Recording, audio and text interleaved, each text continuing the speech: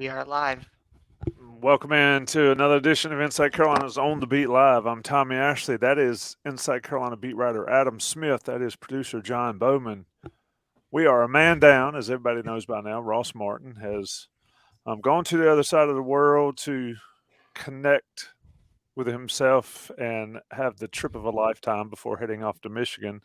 So, at the very moment we speak, Adam Smith is the only Inside Carolina beat writer on staff at this very moment. Adam, tell us why that is soon to change. Gosh, it sounds daunting, doesn't it? The only It's all on you, brother. what's it? What are they? What's the saying? The last one out, the last one left, turn out the lights on the way out, or whatever. That was at the Smith Center a couple weeks ago. By the way, I mean we all love Ross. Obviously, I love the guy. How about this? He goes to the Masters for the first time, and the first day he's on the grounds, those trees fall and nearly killed 17 people or whatever it is. Yeah, I was worried it was one of the people was Ross. I was worried for his safety there for a little bit. You can imagine what his excitement level would be just in that whole scene, as long as no one's hurt. Just like the bugging out of the eyes that would be going on, and him scrambling to really get to the bottom of what happened. Live tweeting from on site. I think he was probably in one of the food stations. Judging from the tweet I saw, the man tried everything on site. You knew it was coming, and he had they take your phone. So like, can you imagine? Like he's, he was probably fiending to get that phone back to fire off some tweets. But yeah, I mean, Tommy, like you were saying, we're a little man down right now, but that's not going to be for long. As I'm sure people have seen on the message boards and on social media, that Jeremiah Holloway, former Daily Tar Heel sports editor, a young guy that's really going places, is going to be coming on board here shortly. He's going to be going to the spring game with us on Saturday, sort of getting his feet wet. Where I'm getting up with him tomorrow in Chapel Hill. So really looking forward to that. I think that he's going to be great. And the way I see moves, kind of like the UNC basketball staff, behind the scenes a little bit, they were ready to go. The higher ups, I mean, with getting Jeremiah on board. So I guess he'll be joining us next week. How long do these shows run, Tommy?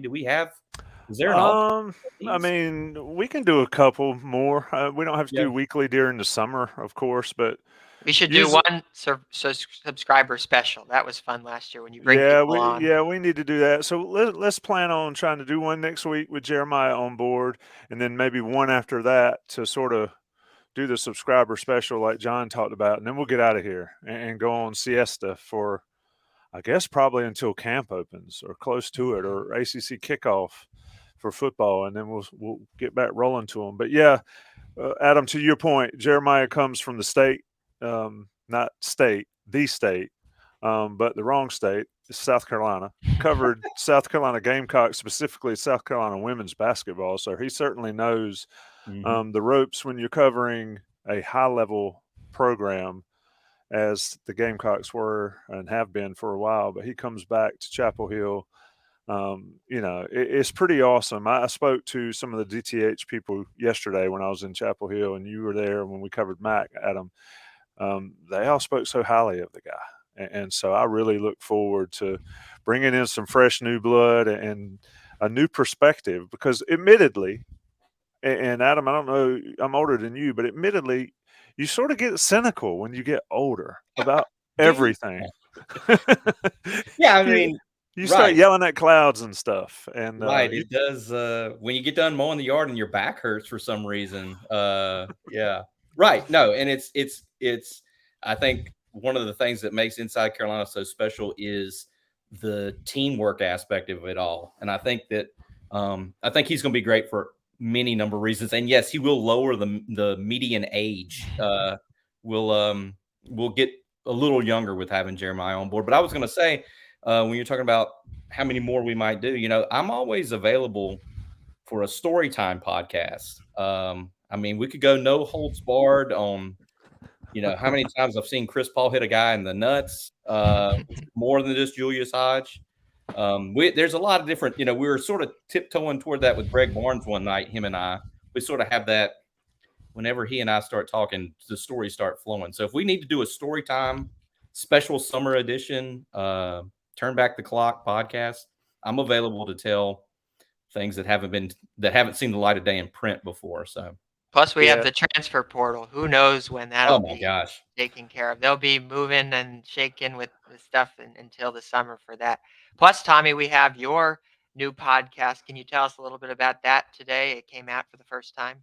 Yeah. So Don Callahan and I will be doing the Scoop, or a version of the Scoop podcast, live every Wednesday at noon. And we'll do those through the summer because, as everybody knows, summertime is pretty heated for football recruiting. So Don and I broke the seal today at noon and went for an hour talking about as much as we could handle there. And it's going to be fun. Of course, Ross and Don had the Scoop for a long, good while. We've taken over.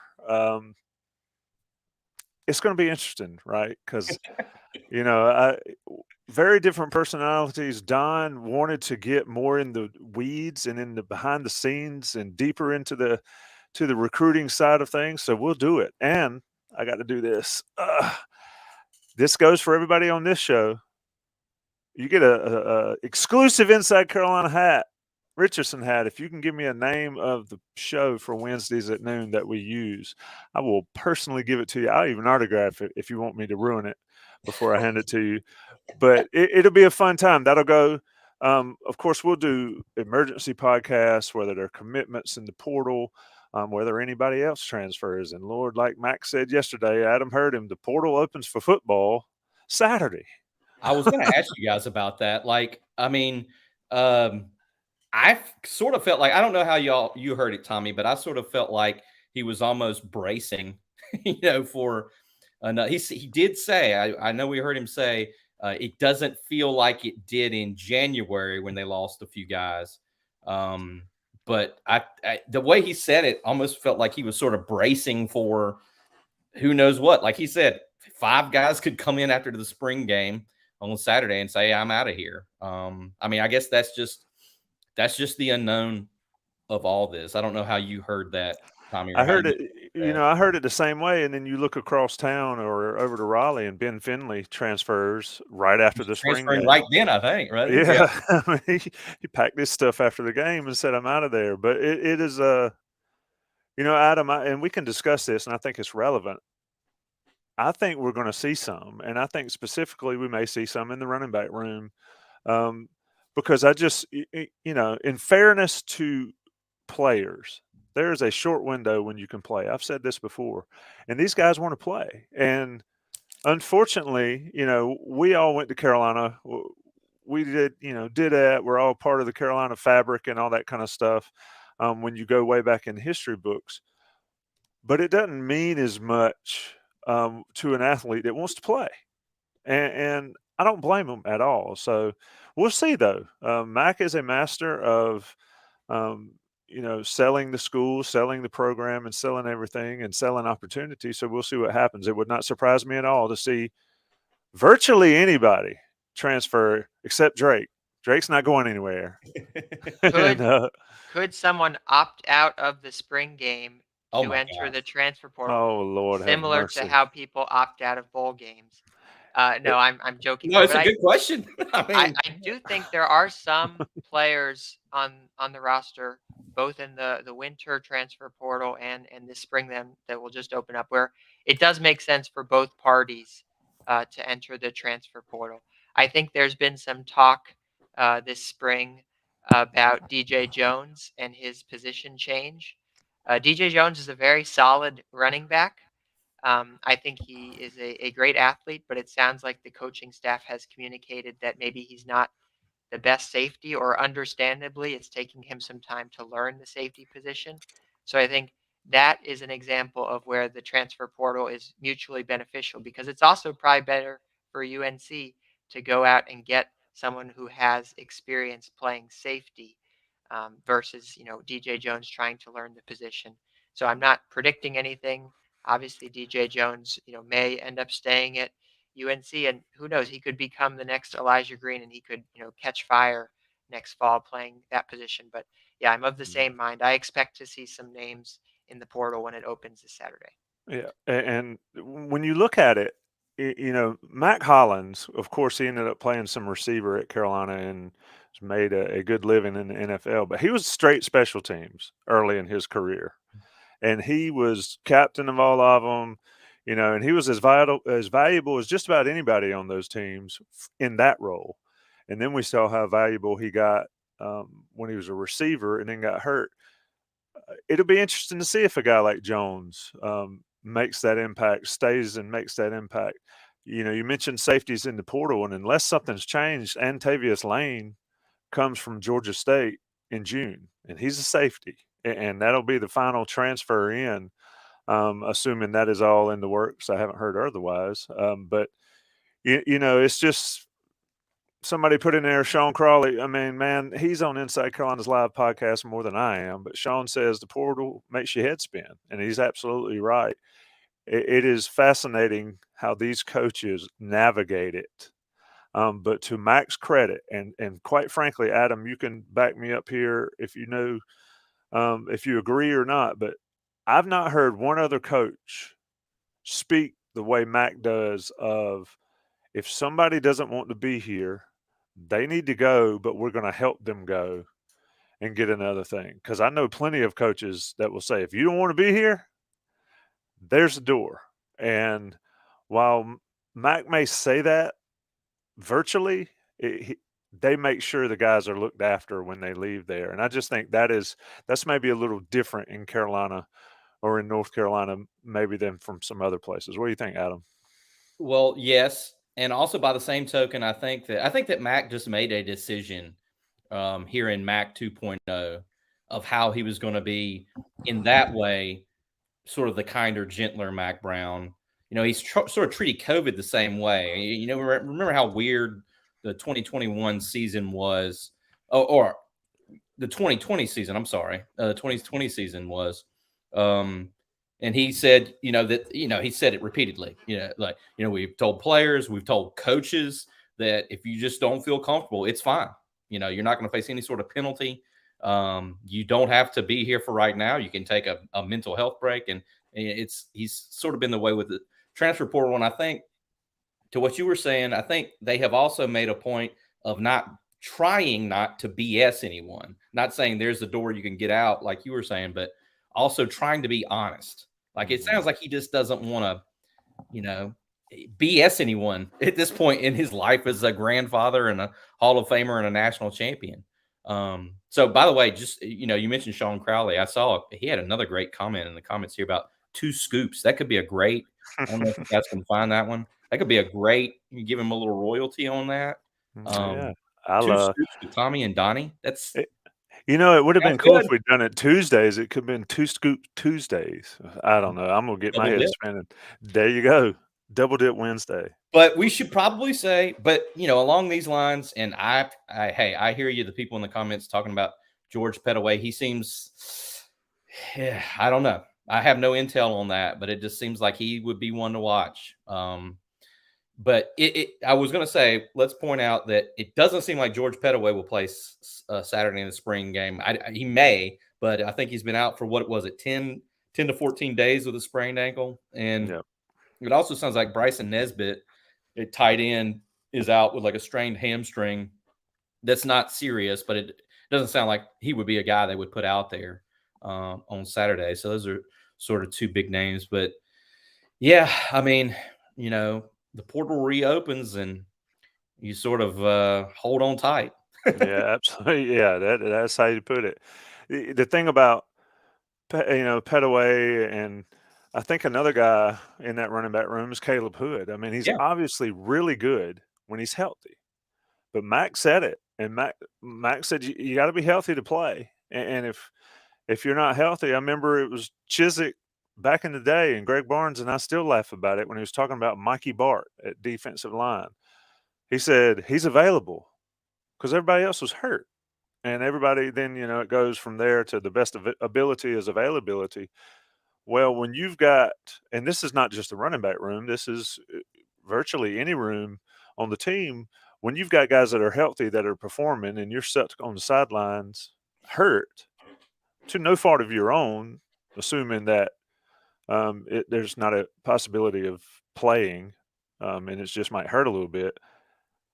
You know, the team's got to move forward, and so it's going to be interesting. Like you said, um, Saturday, it across the country, but Saturday is just going to be nuts when you start seeing this stuff cycle up again. We've seen it in January. We've seen it in basketball. Is just ridiculous. I've seen in women's basketball some of the best players in the country. They're Oh transferring to go man, somewhere else. I mean, it's just nuts. you So, can make a Final Four team with some of the ladies in the transfer. You know, I hadn't thought about it until just now as I'm listening to you, Tommy. You took me to a strange mental place, I think, where I was thinking about sort of the way that you hear Caleb Hood talked about with his sort of being injury prone. I feel like in some ways that the way they looked at Puff Johnson with the basketball team. You know, there were moments where Hubert. Sometimes you really have to listen hard to get something out of Hubert, but I feel like there were moments where Hubert sort of said, you know, this guy's always hurt. It's not like they dislike Puff Johnson. People love Puff Johnson, but I think there's some similarities there to the injury prone nature of Caleb Hood and Puff Johnson. That just is a comparison that came to my mind right as I'm listening to you say these beautiful words. I do. yeah, I agree. I mean, I agree. It is a very similar situation there. You just some guys get hurt, some guys don't play hurt, some guys stay hurt. It's just part of it. And when you have 100, however many people on a team like the football teams do, you're going to have at least one or two or three of those guys. You hope it's not one of your best players and best performers, but sometimes it is. Go ahead, John. Sorry. I do want to get a few of these questions in, so make sure to type your questions in the chat pod. But before I get to that, I did want to make a point about the transfer portal. I think Mac Brown and the staff have done a really good job this offseason with the quality of the players they brought into the program. I think they have done a really good job of filling gaps within the roster, filling holes, bringing in guys who are high character, who have been, well received by their teammates. I think Tez Walker is someone who got a little bit of shine this week in the press conference circuit. I think he is going to be a critical piece for this offense. This point has been made before, but after UNC lost Diami Brown and Daz Newsome in that offseason, I believe it was the 2020 season heading into 2021, there was a dearth of skill position players, and UNC maybe didn't recruit guys from the transfer portal at that point. Mac learned his lesson this time. He looks like he's found some really good options there at the skill positions. I think Willie Lampkin is another great example of a really quality player to bring in. So that's been one of my big takeaways from the spring is just kudos to the staff for who they've brought in. I'll let you all maybe react to that, and then we'll get one question in. They Go love ahead, Willie Adam. Lampkin. You know, they love Willie Lampkin. I mean, I don't know that he's going to be Tony Boselli or Anthony Munoz, but or Orlando Pace. I'm trying to make it more current. I'm dating myself, but they love Willie Lampkin. And I think that's a good point, John. I mean, hey, it's April. Maybe I've been listening to Mac too long, but I think there's a lot to be excited about for UNC football this coming season. Now, I could fall on my face with that whenever it is September 2nd or whenever they play the Gamecocks in Charlotte. But yeah, I mean, I think the two receivers, I think Tez Walker is set up for a big year. I think Nate McCollum is going to be good to plug in the slot with Kobe Paysor. I think they feel, these guys are like, ready made to plug in and play. I think there's a lot of hope for Amari Gaynor at Jack. We've talked, I'm sure our listeners and readers have heard Gene Chizik talk about how closely what did he say, Tommy? He's on my hip pretty much every practice. Gene Chizik with Amari Gaynor Gaynor's trying to learn the Jack position, a place he's never played before, but he seems very well suited. And I think those guys in the back end, Elijah Huzzy and Derek Allen, I mean, I think Armani Chapman was a multiple year starter at Virginia Tech. But yeah, I think they've addressed a lot of needs. And, I know Mac always wins the offseason. And maybe I'm drinking the Kool-Aid. And I don't know if they're going to go 12-0 or not. But I feel like there's a lot to look forward to about the UNC football season. I think unless we, to your point, Adam, are just soaking it up like we do every offseason. Right. I think the transfers specifically will be some of the best players on the team in the fall. I think Tez Walker, if he stays healthy, will be all ACC or close to it. I mean, He looks good. he is good. He is big. He is fast. And Mac mentioned he had some questions about his hands when he was at Kent State, and he's making some guys look bad over there at Keenan Football at the Coleman Center or whatever the name of the indoor facility and the practice fields are. He's going to be really good, and I think Nate McCullum is going to do a lot, not only as a receiver but as a return guy. Mhm.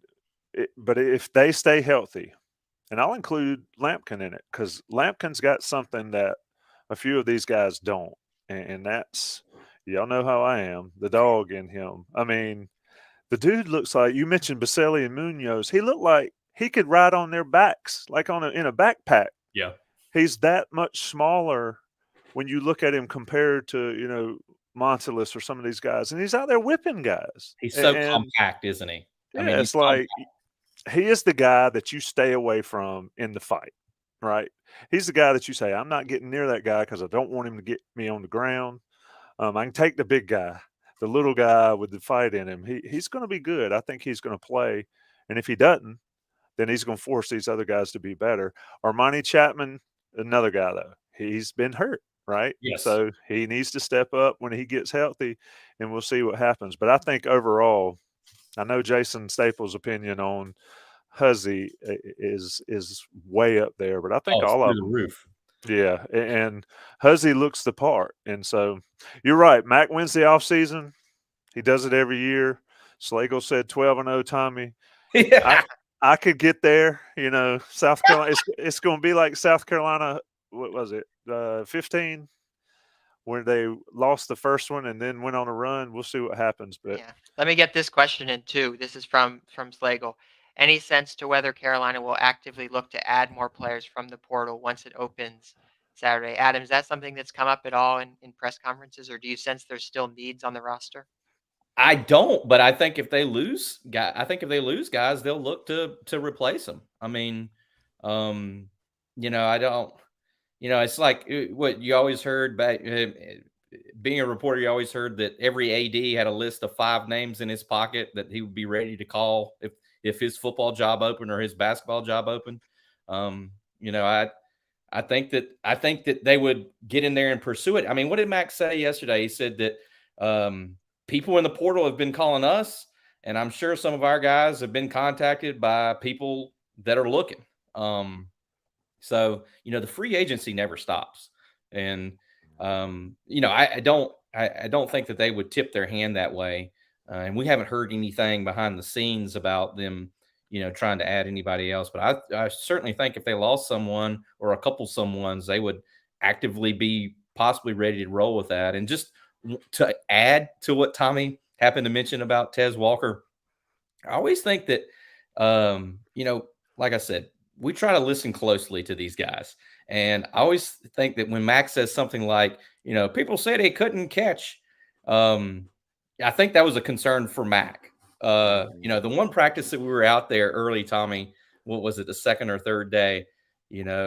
I made sure I cozied up beside Mac for a little bit. And I'll be quite honest with you. He had mentioned that to me privately. Maybe I shouldn't broadcast that. Like, we got him, his hands, we need to make sure his hands are there. And this was after he had one go through his hands. I said, I didn't know who he was yet. I said, 9's got to catch that. And 9 was Tez Walker. So I think that's a little bit of concern that there are a lot of other positives with him that he's going to be a stud. But anyway, yeah, I think that, if somebody goes or a couple somebodies go, they'll look to replace them. Yeah, you are always shopping, right? Even when you have everything you want, you always looking when you go by the store, and it's the same way in the transfer portal. Is North Carolina a big, huge destination? Or Can they compete with Alabama and all those big schools, especially from a money standpoint now? Mac says they're going to do it the right way, and you can't offer inducements for players to come, but we know that certainly goes on in college football. But you're always looking, and if somebody steps out, you're always looking. But if you see a guy that can help your team, then guys that are currently on the team got to step up, and that was one of my favorite things that he said about Lampkin. He said he may not start, but he's going to make somebody have to get better to start, and that's what it's all about with him. So I think the portal is a win for Carolina. Somebody mentioned the coaches. Like, have we seen a difference in the coaching? I think on the offensive line, and Adam, you mentioned it before on the show, and we saw the contraptions that Clements uses. I mean, I would just feel like I'd be over there wrapped up, couldn't get off the ground with them, but to make sure their hands are in exact same position. We've heard Jason Staples hammer Carolina's fundamentals over the past 2 or 3 years. But to make sure those guys' hands are in the correct place, their feet are in the correct place, they're stepping correctly and all. And Clements has obviously been just pounding that into them and does it with things that keep their hands in the same place. It kind of reminds me of the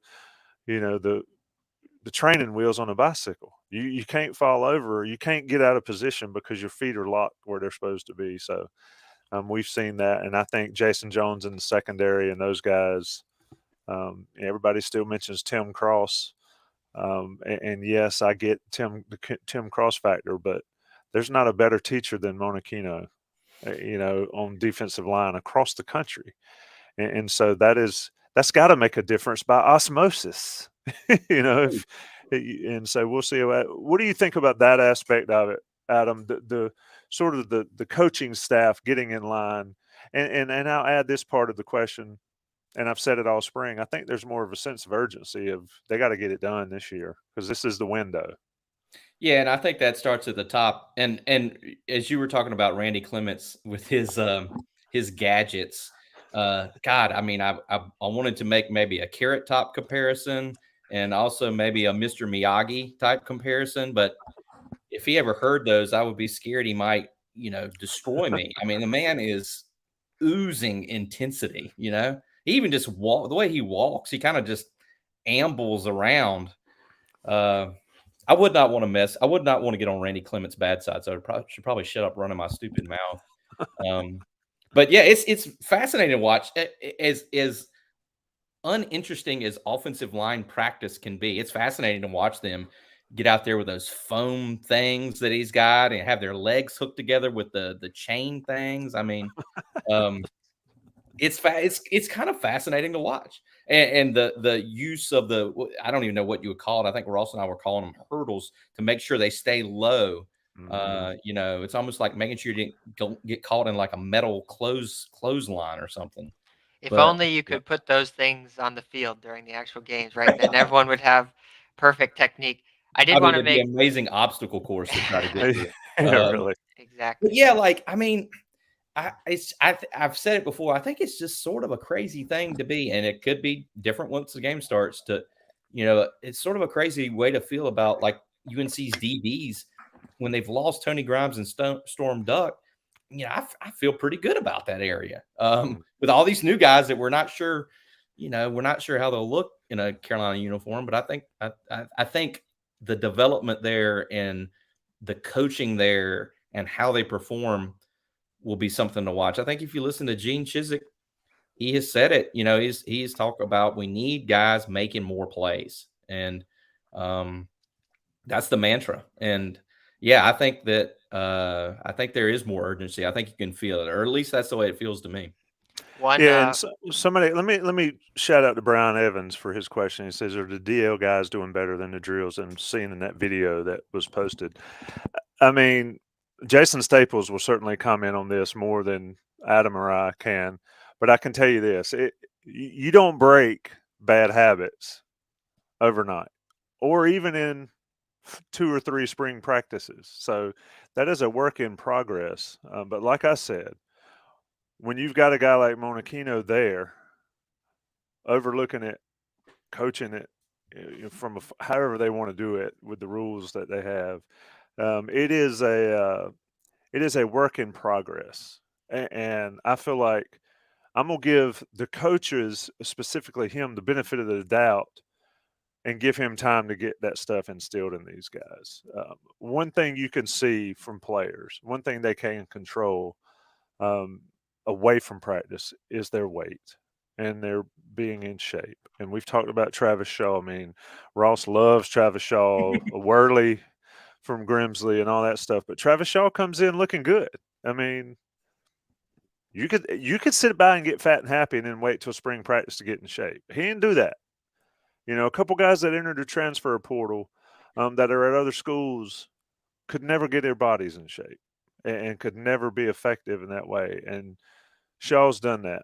Uh, Mac mentioned KBJ. He's done that. So you've got guys that are doing the right things, and then the rest is being coached into them, and it takes some time. We'll see what happens. They could go out against South Carolina, get blown out of the water. Um, we'll see what happens. But I think for me, as far as the new coaches and the new GAs and all that, and the new advisors and the analysts, I'm going to give those guys with the multitudes and a ton of experience the benefit of the doubt before I start judging what the defensive line looks like based on a video from at some point early in spring. George One Jenkins, I see you down there, buddy. that was Pull up the practice scoops. I got every description for you you'll ever need. I don't know what to call it. It was, you guys read it. He had their It looked like a chain wrapped in a damn pool noodle to me between there their was a legs. poo noodle. There was a foam roller. He had Clements. One of the practices we were at had their feet chained together. It looked like they're on a chain gang. I mean, it cracked me up, but yes, I got chain thing is right accurate, here, buddy. one final football point, since we've been pretty positive tonight. I do think they are going to miss Josh Downs. Oh, You man. look at how he's been received in the NFL draft process and just how well he's done. Everyone is raving about him. And just thinking back to last season, how many times he bailed out Drake May and the North Carolina offense, and especially in the red zone. That's like my one, uh, you know, you know, thing to keep an eye on for next season. Maybe why I'm not on the 12-0 chain. I want to see how that plays out first. It's a great point. I mean, he won, as bad as UVA was last year, I think he won the UVA game for him. I mean, it got to a point where Drake just was throwing the ball to him. Heck, they put him back there to return a punt. He almost returned a punt, but he was, for a TD, but he said he was too tired. He told us after the game, he was like, yeah, I was gassed. The punter got me.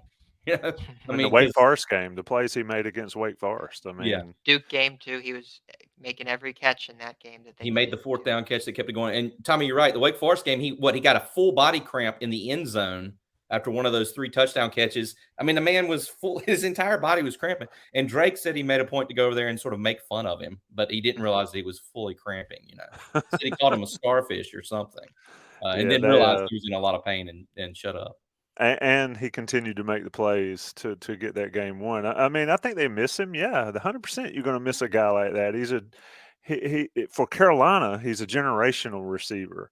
But I think they can replace it with a guy like McCullum. Pacefor was good. I mean, people forget, lost in the App State debacle on the defensive side is how those guys played offensively. How May played, obviously everybody talks about, but Kobe Pacefor, what do you have, 8 catches? Yeah, they didn't even have Josh Downs or Antoine Green that day. Yeah, and they scored 63 points. So think about that when you sort of look at what they're losing. And then in Georgia State, they didn't have either one of those guys either, and it was a little different. But I think Downs was great, yes. Nate McCullum brings similar traits. He's not Josh Downs, but I think he can be a different type guy that can make some plays that maybe Josh didn't. And Jason Staples talked about the yards after the catch and all that kind of stuff. Mm-hmm. And so we'll see. We'll see what happens. Is it time for a break? It is. It's time for Johnny T-shirt read. This shirt's an old school Johnny T-shirt shirt. It says I see on the front, and on the back says do you. Johnny T-shirt and JohnnyT-shirt.com. Check them out on Franklin Street. Look, Great story on Sutton's on Inside Carolina's website by Zachary Reed. Fabulous read. If you're anything about Chapel Hill, there's a couple establishments that you always have to go to. Sutton's is one of them. Johnny T-shirt across the street is another. And Johnny T-shirt is a sponsor of Inside Carolina and Friends of Inside Carolina Premium subscribers. Check them out. Get the 10% off. Well, it's really usually 20 or 30% off because there's always sales, but get the 10% off you get from premium subscription. Go over there and then walk across the street and get you a BLT or get you a burger or grilled cheese from Sutton's and an orangeade with your bag of Johnny T-shirt swag at your side. Take a short break. Let national guys pay the bills. It's on the beat live. It's Wednesday night. There is no off season. It's April 12th. We'll be right back. All right, April 12th. Just a few reminders. One, check out the Scoop podcast. It's now Wednesdays at noon every day with Don Callahan and myself. Check out everything Adam Smith does as Inside Carolina beat writer. The descriptions that are sometimes flowery in person are exquisite in print. They are on the Inside Carolina message boards and on the website. And also, and we don't do Blue Shark anymore, so we're working on that, John We do Grisham. need to work on that, don't we? That's another work in progress. Another work in progress. I'm gonna not break a little news, but probably share some little news that some people may have heard. Carolina is working on new lighting systems in Keenan Stadium and in the Smith Center. A lot of folks were chirped up about how NC State and South Carolina and Tennessee and all these stadiums had all these fancy new lighting systems, LED. They could go color, and I'll freely admit the Tennessee one and then the Georgia one were unbelievable shows. But Carolina's getting those light shows in the Smith Center and in Keenan Stadium. Supposed to be ready for this year. They will upgrade. Now, sound system, hadn't heard much about the sound system, but I know the lights are coming. So we'll be digging into that more and getting some stories out on that ahead of the official word. But yes, Keenan Stadium is getting brought closer to the 21st, 22nd century with the lights A little and the scoop flashy there, stuff. Tommy. I like Little it. scoop there, little scoop there. Hat tip to the folks that knew about it. And but yeah, so it should be pretty cool. I think when you see some Carolina blue LED lights flashing and touchdowns and all that stuff, Keenan Stadium it's a beautiful stadium. But it needs some work with things like that, and that's another step in the process. And then the Smith Center, everybody knows how the Smith Center works. I'll Anyway, tell you what I want to saying exactly what I was about to say. That Notre Dame, you were at Notre Dame a couple years ago, right, Tommy? Don't they have the same thing going? That was It's ridiculous. pretty freaking awesome. Yeah, I need to post a video. We were in the end zone down there. I need to post a video of that, and I'm sure people have seen it, but that was nuts. Yeah, and they play the song from The Departed, I think. I mean, they get like the the whole Irish flavor cranked the heck up.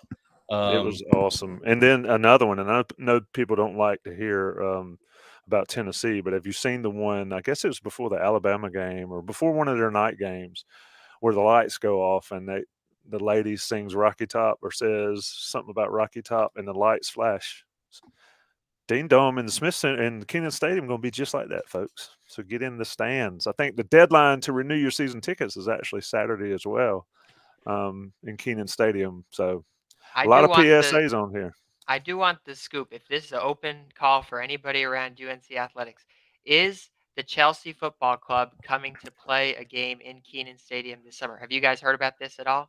I thought that was announced. I thought it was a rumor. It hasn't been announced yet, but it would be announced, I think, in like the next few weeks or so. So, Tommy, work your sources on that for me. I'm very interested in that because that would be pretty cool. I don't think that's ever happened before, a Premier League team playing in Keenan Stadium this summer. So we'll see if that happens. Get you on the sidelines for some video, Johnny. Yeah, I'm a big soccer guy, so I'll be there. The question is, would you be fanboying down there? No. I would only be there to make a YouTube short to grow the YouTube subscribers of this wonderful company. No fan. This is On the Beat Live. We're professionals here. Hey, it's soccer, man. It's different. So any basketball questions, I'll flat out tell folks, I don't know anything about basketball recruiting. I know what I've heard, but Sherelle McMillan, Joey Powell, and Sean Moran nail that stuff on Coast to Coast podcast. And if you're an Inside Carolina Premium subscriber, Sherelle's been all over it. I will say what I've heard the most is patience. Patience is a virtue when talking about like Duke has been and other teams has been. It's like, who's that guy? Until Well, we I get mean, I was used to going to him. say yesterday they added there's a new guy on the roster now, Jalen Withers, Yep. which I don't know. I mean, yesterday morning seems like a long time ago, but I don't know if John is some know and some don't know. John is a good basketball player. Some of us used to be back in the day, but aren't anymore. But I don't know, John, this John right here. that he's Are you a point guard or a shooting guard? Are can you run combo? all day. I can You're do it that. all. You're that guy. So what do you think about his fit, John? Do you see a fit? He's in that hybrid forward, the big forward role where he could probably swing between the 4 and the 3. What do you think about Jalen Withers' fit? Do you have any sense on that? Yeah, it is interesting. I think just like all of us, I popped in the Jalen Withers highlights this week as I started to see that was coming. And first thing that stands out when you put in the Louisville tape, every single game, different clip, it's like opponent 45, Louisville 20. It's like, man, this was a bad basketball team. But I think you really have to think about this Jalen Withers uh, guy as he's playing a specific role for this team. He's not going to be asked to replace Caleb Love's shots or to sort of play a really outsized role within the offense. He's coming in to play a very specific role. And I think the analog to his move in the NBA, I don't know if there's a lot of NBA diehards here, but Jalen or Jaden McDaniels, I forget which of the two it is, but he was on the Charlotte Hornets. He was traded midseason to the 76ers. Obviously, the Charlotte Hornets are not a great basketball team, but he was traded to a winning program with the 76ers, and he's playing the same role, but he's getting higher quality shots just by function of playing with better players around him. So I think that's sort of the best case scenario for Jalen Withers. He's going to get better looks playing next to RJ Davis and Armando Bacot. I think he's a good fit. To me, he's not the piece. Like, I think there's still a piece out there that UNC still needs to get, but he is a piece, and I think UNC did a good job identifying him and going out and getting him. Jaden Daniels is the dude who just broke his hand for the Yeah. Timberwolves. So it'd be Jalen Daniels. I'm pretty sure it's Jalen. I think it's Jalen. I think he played at San Diego State, but somebody might want to fact check me on that. But I know that Jaden McDaniels is the one who got in a fight with a wall a couple days ago when Rudy Gobert punched Kyle Anderson. But yeah, I know. I see some people saying that they still need some starters. I couldn't agree with you more. I do think he fits. I do think I think it's important. Tommy and I were talking about this yesterday. I think it's important to try to keep in mind that if things fall into place, like I think the Tar Heels want them to fall in place with this roster, you're counting on Armando Bacot to score 18 points and grab 12 rebounds a game. You're counting on RJ Davis to score 16 points and dish out 5 assists a game and to hopefully make 38 to 40% of his threes. I would think you're counting on Jalen Withers, if you can get 10 to 12 points out of him, I think that would be huge a game, I'm saying. If you got 10 points and 6 rebounds, I think you would count it as a win.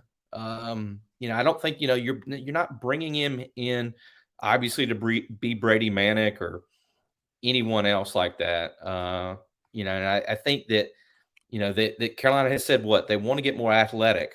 That's a priority. I think he is an upgrade athletically. Yeah, I do think that's a different way of thinking about the transfer portal, kind of building on your point there, Adam. Like, maybe the best way to think about this is more of a trade like you would see in a professional sports league. So, asking both of you, Tommy and Adam, how would you perceive a hypothetical trade? You're trading Puff Johnson for Jalen Withers. Who do you think is winning that trade? I pulled up some of their stats as well, so you can have this as a data point. Last season, Jalen Withers shot 41.7% from three. He had a 93.6% offensive rating and around 20% of percentage of possessions used, compared to Puff Johnson, who shot 28% from three last season, but he had a higher offensive rating of 110 at a lower usage rate. So if you think about it from that perspective, it's a trade. Do you Right. think UNC wins or loses that trade? Tommy, Well, you want me how to go? how many Yeah, games did Jalen Withers play? Let's see. Last season, Jalen Withers 32, I played think. 32 games. He played 62% of his team's minutes, whereas Puff Johnson played 27 games and he played 32% of his team's minutes. Availability, right? They seem pretty similar to me based off those numbers. I think Withers is, um, they're different, but they're similar to. I think Withers is more athletic than Puff. One thing I did like about Puff, and this is something that I think I've said before, when he was out there was no question that he was playing hard. Now he might make some silly mistakes, but he was going 100 miles an hour the whole time. Has Withers picked up any bad habits from Louisville? I think Right. Sherelle and Sean talked about that. They were 4-28 or whatever it was. No. Anything other than 48 's that, right. that is terrible. The fact that they showed up in February says a lot to me, about Kenny Payne and the players, because I'd be on the bus to the house if my team was, what were they? Probably 2-20, 2-20 at the time. So he said it in his interview with Sherelle, and they mentioned that he's seen all the adversity, and now he understands what the bottom is, and so he's coming to Carolina to prove a point. And fit matters, but also a positive environment matters. There's no way, and Adam, you can speak to this. There's no way that a 4-28 team had a very positive environment. I just don't. I don't see how that's possible in this day and age. But the fact that they never quit, and they had a couple decent players. For that trade, to your question, to your point, John, I'm taking Withers in that trade because I think he's tougher, he's more physical, and he's available consistently. What do you I think, think Adam? I think he's a better player. I mean, and I mean, I don't think Puff's a bad player, and I'll always remember some of those Puff moments, including him puking on the floor at the Final Four right in front of me and Greg Barnes. But uh, I think Withers is a better player, and I was thinking, how many Danny Manning jokes do you guys want me to get off? Because Danny is the top assistant at Louisville under Kenny Payne. It's Kenny Payne, Danny, and Nolan Smith. What a So I group! could rip off some getting him away from Danny Manning jokes if you want me to, but no, yeah, and I think it's important to remember about Withers, and we'll see how this plays out with Carolina. But Ellis was a really ball dominant guard. He played with some guards who were ball dominant, and went and got their numbers too. And I think that you can look at it a whole bunch of different ways. I think that's something to keep in mind with the counting stats is that, Ellis got his shots, and Mhm. but he proved himself this past year to be pretty good on those catch and shoot. I think his catch and shoot numbers are good. His corner threes, if this thing plays out the way that Hubert Davis and Jeff Lebo and these guys have built this offense, he is going to have, when he is on the court, open shots from the corner and open shots from the wing. And it's going to be, I hate to oversimplify it, can he knock them down? And I saw some people making the comments there. Yeah, I think he needs to. I think his defensive rebounding numbers are pretty good. He was non-existent on the offensive boards. Yeah. Yeah, and I don't know what that's a function of, because Louisville sure did miss a whole lot of shots, I'm sure. um, but his defensive rebound numbers are good. Offensive rebound numbers non-existent. So, I think in some ways you wipe the slate clean with him. But yeah, I think if we were picking teams, I would think I would pick Withers ahead of Puff Johnson and probably ahead of Dontrez Styles too. Yeah, I agree with all of that, and of course there'll be plenty. Harrison Ingram's a big topic Yeah, on inside, especially on the message boards, and Sherelle's been all over that. But I mean, some people, when Harrison Ingram emerges as a target, people said he wasn't any good, and now right. you got the big schools wanting him. I mean, it is tough to sort of go one to one based on what somebody did in this system at this school versus what they'll do here. You can pick and choose, and that's why Sherelle and Sean were so good with Joey yesterday, breaking it down. And if folks don't want to watch it, they can read it on the site too. Is that there are things that you can take one-to-one, but production is not really one of those things, be all end all. So I think it's an upgrade. We'll see how it plays out, but it's like everybody else says, it's a process. And if the starting lineup is Baycott, R.J. Davis, Paxton Wojcik, um, and Jalen Withers and one other, then Carolina's in trouble. You know? So I don't care how good the guy is, but it'll be a situation where it's going to play out. That I don't want to go back here because I said my piece on the NIT, but that's why I didn't like the decision to not play an NIT. And everybody said, well, they got to get the jump and the start. Has there been any definitive proof that they got any sort of benefit from not playing in an NIT other than guys leaving? I just don't know if that was a thing, because we're going to be talking about this in June. We're going to be talking about final pieces of the roster in June, and here it is, April 12th. It's just going to be that way. Anyway, I've talked too much. Go ahead, John. Save us. I do think Jalen Withers, too, will be eager and desperate to play winning basketball. I think he's had his fair share of losing basketball, and, I think he'll be ready to come into this program and sacrifice. So I think that does matter as well.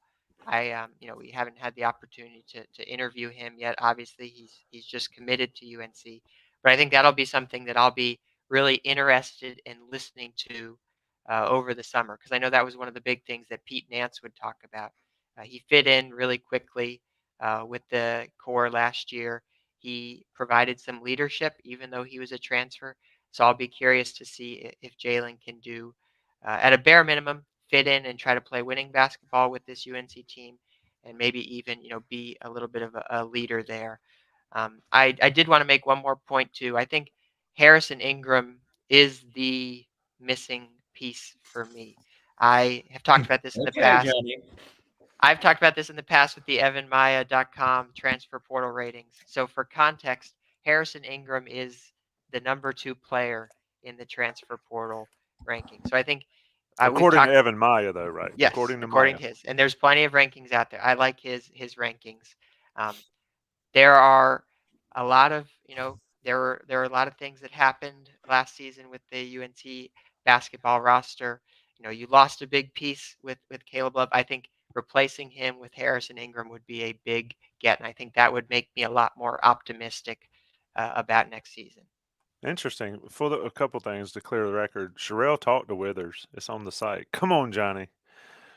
It's My on the bad. message boards. It's on there. You can and he I does wanted it to be a video that Adam took, because Adam, you're so good at those videos. Oh my holding up gosh. there on I YouTube. didn't screw it up yesterday with the rating. I really appreciate the advice you gave me on that too. I had picked Tommy had made it a child. The last one of the videos I took, I made it rated for children, and I screwed it. Oh, on YouTube. Yeah. Yeah, But it I says got made that. for kids. It's for like 2-year-olds, Nice. 3-year-olds. Yeah, it's like Blues Clues and stuff. Yeah. Yeah. I was like, of course it's ready. Of course it's for kids. Anyone can. There's no bad words in Yeah. there. Right. It's not on the beat. But yeah, there is. He did say a lot of the same things that you mentioned. You wanted to hear from him. So I do think he's got it. He's in the right mindset coming into it. But anyway, any more questions from the chat? Because I'm not gonna lie to you, brothers. I am exhausted from the Well, we last broke 2 a little days. news today. Well, one of the three of us here broke a little news today about Jackie Manuel. I don't know if anybody saw that. Yeah, how does that affect things? I wonder. Huh? How does that affect Carolina's? Right. I was going to say, I don't know what you guys, Tommy and John, what you guys think about that. I saw the question you put up there, John, about who could replace him. I know that a lot of people are saying maybe Joel Berry, maybe Marcus Page. I saw someone mention Rasheed Wallace, which sounds amazing. I love that guy. Rasheed had something lined up. I can tell you this from my former life in the newspaper business, because we were in the same chain with the newspaper in Memphis. Rasheed had something lined up where he was going to join Penny Hardaway and Larry Brown on the Memphis staff, or Rasheed was on the Memphis staff, maybe for a cup of coffee, and then they told him he was going to have to leave, I believe, something like that. It sort of like flamed out really quickly, but I'm not sure where Hubert's going to go with this one on Jackie, but I will give you this. I will throw you this one out, and I have no intel on this, but this could be somebody people are overlooking is Nate Britt. And I say that because in my Harrison Ingram research, I realized Nate Britt is in the same role at Stanford. He's director of player development. I think he's in his second or third year there on Jared Hass's staff.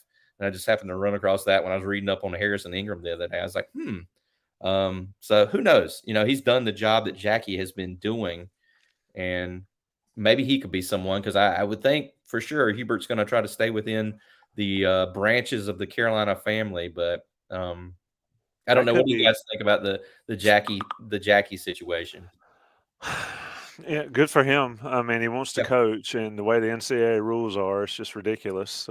So to be able to go to American, and I don't know much about American's program. Obviously, I've heard of them, but he gets an opportunity to coach basketball and get back on the court with players, and that's what most of these guys want to do, right? If they can't play anymore, or they couldn't fulfill their careers on the court playing, then coaching's the next best part of it. And so good for him.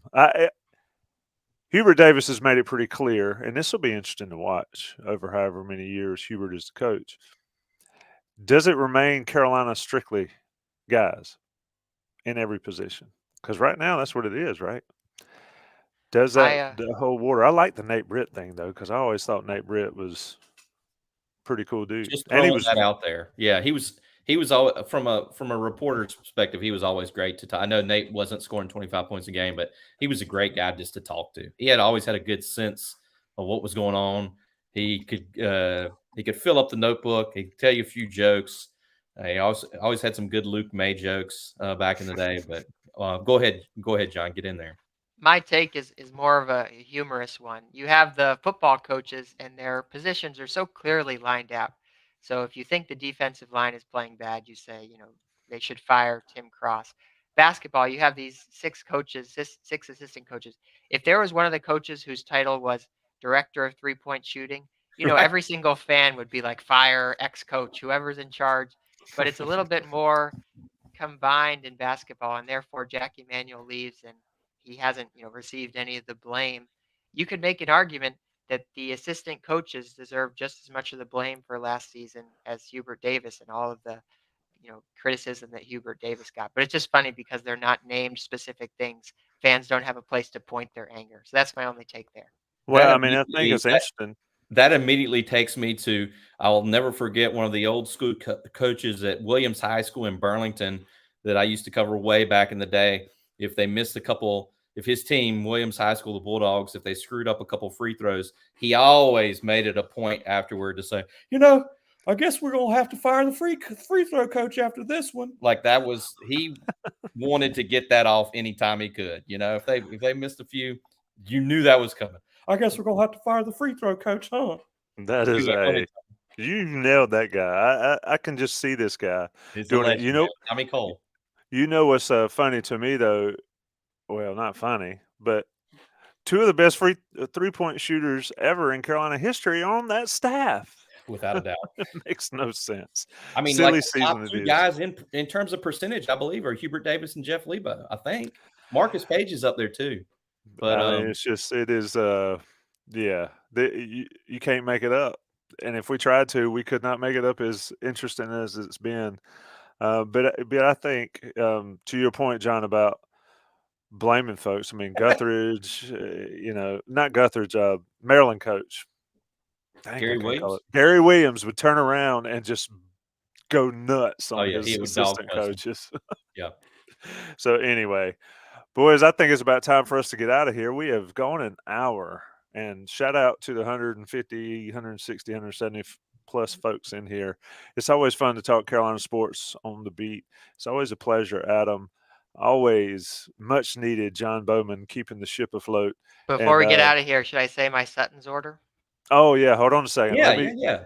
Shout out. We'll do our Sutton order. Shout out to Jeremiah Holloway, who will start with us next week. He will be a breath of fresh air on this show, full of old guys and John. Yeah, you guys pop in here next week and show Jeremiah some love. Let him know let him know what he's getting into. In a good way. In a good way. Sutton's order. I'm rolling in. First thing I'm ordering is the orangeade. What are you getting, John? I'll tell you, I walk in, I take one look at the menu. I order 4 quesadillas. No, I'm just kidding. They I have a was going to great say 2 that. hot dog special. They have a great 2 hot dog special during lunch. That's what I always get. That's it. No fries. Well, yeah, fries and the works. But I wanted to highlight that Sutton's is a great place, great Franklin Street institution. Yeah, folks got to go. What do you get, Adam? Do you go in there a lot? Yeah, I love the cheeseburgers and the hot dogs. I mean, I know it sounds very simple, but I can remember obviously going when in the dark ages when I was a student. If you had classes up near the old part of campus, I can remember me and a buddy of mine, Jeremy, would roll over there, and I've always just liked the cheeseburgers and hot dogs. I need to get back in there and I guess sample the quesadillas that John is talking about. That's a play on his That's cookout order. I'm going to get in trouble. I'm going to get in trouble from Sutton's for that. I would love to go into Sutton's and fuel up with the most greasy thing I could find on there, and then step next door or down the way to Barrel of Fun and whip some people's rear ends and track and field and all that stuff. Pete Chilcutt took a loss in the track and field 100 back in the day, and I reminded him of that in the ACC championship football game this past year. A blast, man. Is there video from that, Tommy? We didn't have cell phones back then, thank God. Camcorder video. One of the quotes. Let me read y'all a quote, and this is how important it is for folks to go check out Sutton's and take care of them and all. And I can't find it, of course, but basically, they said if Sutton's goes, Franklin Street's done. And I think that's accurate for everybody that loves Carolina and loves the Franklin Street nostalgia. There's not a whole lot there that was there, especially not when I was there in 89 to 93. Sutton's is one of those places, and Johnny T-Shirt is one of those places. Take care of both of them and buy all the good stuff from Johnny T-Shirt. Adam Smith, John Bauman, I'm Tommy Ashley. It's been On the Beat Live, another edition of April 12th. There's no off season, so we'll be back next week. Stay tuned to Inside Carolina, InsideCarolina.com for all the breaking news, everything Carolina. We'll see you soon.